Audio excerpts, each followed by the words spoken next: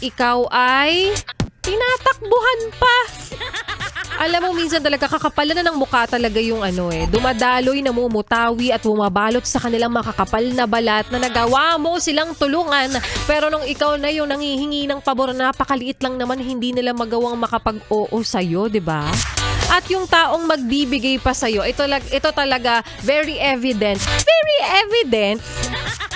Totoo, buhay na patotoo na kung sino pa talaga, yes friend, yung mga tutulong sa'yo, hindi mo inaasahan, yun pa yung mga taong nasa paligid mo at ang iyong mga kaibigan.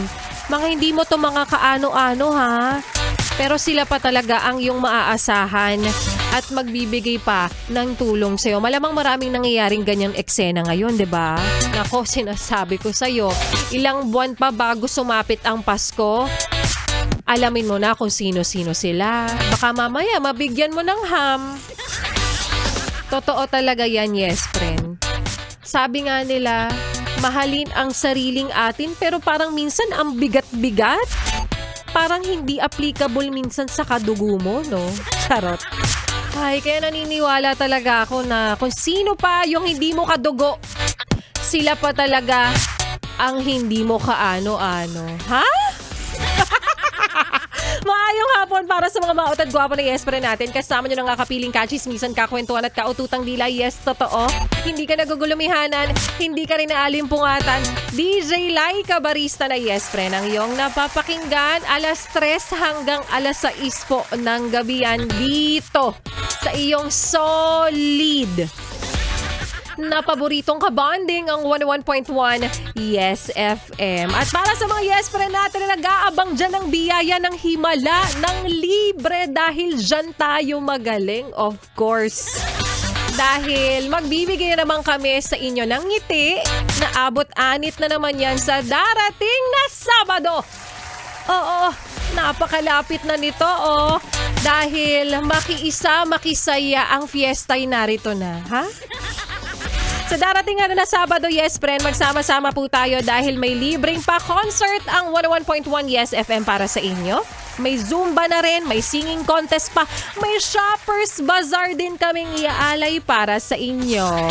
Kasama ang mga DJs ng 101.1 Yes FM at kasama rin magaan siya pero pabigat siya sa grupo. Si Marsha. Si Marsha, di sasama, iwan namin siya sa baha na madadaanan namin dahil sa darating na Sabado, babahain tayo ng papremyo, ha? Kaya yes friend, magkita-kita po tayo again August 15, Sabado yan, wala kang pasok tapos sumweldo ka pa bukas. Alam mo na ha? Alam mo na, magkita-kita tayo dyan. Dahil ang hindi mga pupunta at sinabing sila'y pupunta, mamamatayan ng kuko. Kaya good luck sa mga yes pa rin nating mananalo. Ngayon pa lang, congratulations sa inyo para sa mga pupunta sa darating na Sabado.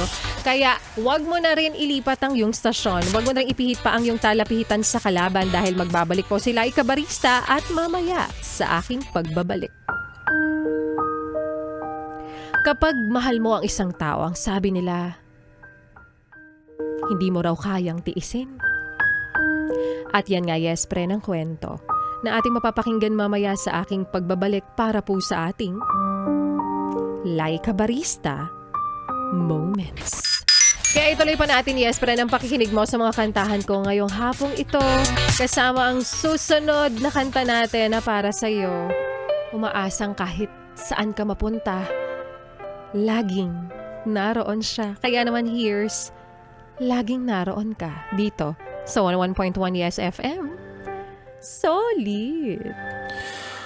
Kung alam